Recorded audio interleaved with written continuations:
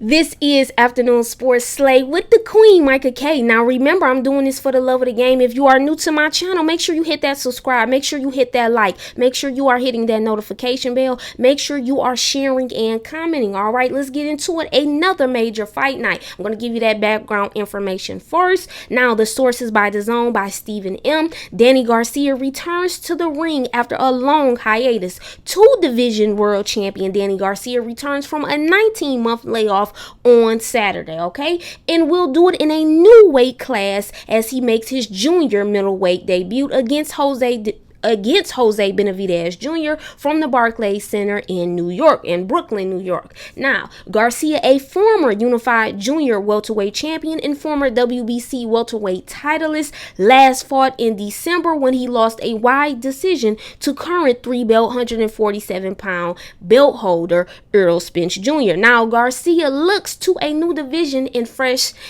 set of opponents.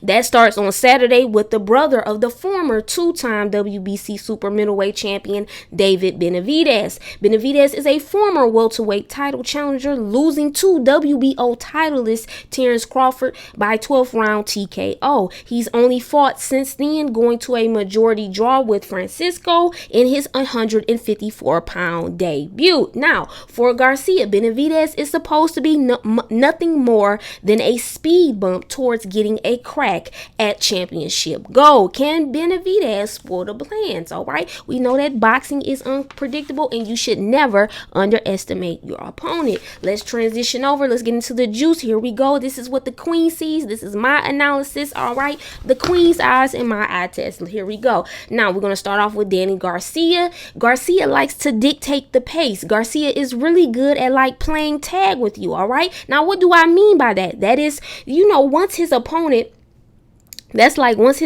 throws a shot, he'll come right back with another shot. So you know how you play tag? Somebody tag you, then they try to get you back. That's how Danny Garcia at times will operate. He'll come right back with his own shot. So what ultimately does that mean? All right, he's an excellent counterpuncher, very effective counterpuncher. Danny has an elite right hand. He'll do subtle things in the ring that you may not notice as a fan watching at times to touch up his opponent. Okay, Danny also has an excellent right hand, will throw like a whipping right hand, plus unload powerful combinations with a good jab to set up the work that he gonna give you. Okay, so he gonna set up that jab, he gonna give you that work. Now, Danny has outstanding accuracy as well, very good, a very accurate fighter and has precision. Now, let's get into some other things that Danny, good attributes.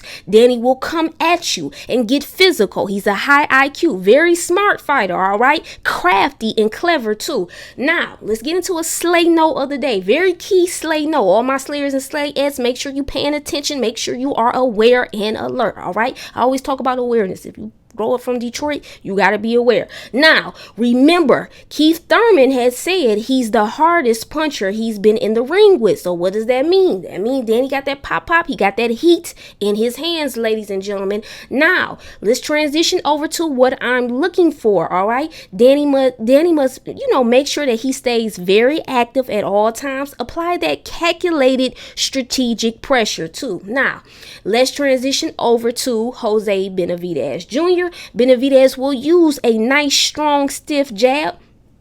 Jose will also stalk you down too. Listen, he'll come out aggressive. He's looking for that right shot. What does that mean? He's looking for the right shot at the right time when he's stalking you. Also, Benavidez is a really good counter puncher as well and has really good speed. We'll throw really nice combinations and unload on you. It could be dangerous, all right, for you. Benavidez has a really nice right hand too and a really good straight right hand and can at times, to me, too, be crafty. Now, let's get into what I'm looking for from Benavidez. Make sure Benavidez listens to his corner at all times. Maintain the jab effectively and consistently and know when to adjust and to adapt. All right, let's get into the prediction. Are you guys ready? Are you tapped in? Okay, so I have Garcia winning by late stoppage between rounds 10 and 12. That's my first option. I feel like that can happen then because Listen, Garcia has always been a power puncher. So he's going up in weight. Let's see some things. I feel like he can get a stoppage in this fight. Now, the second option I have that Garcia dominates and wins.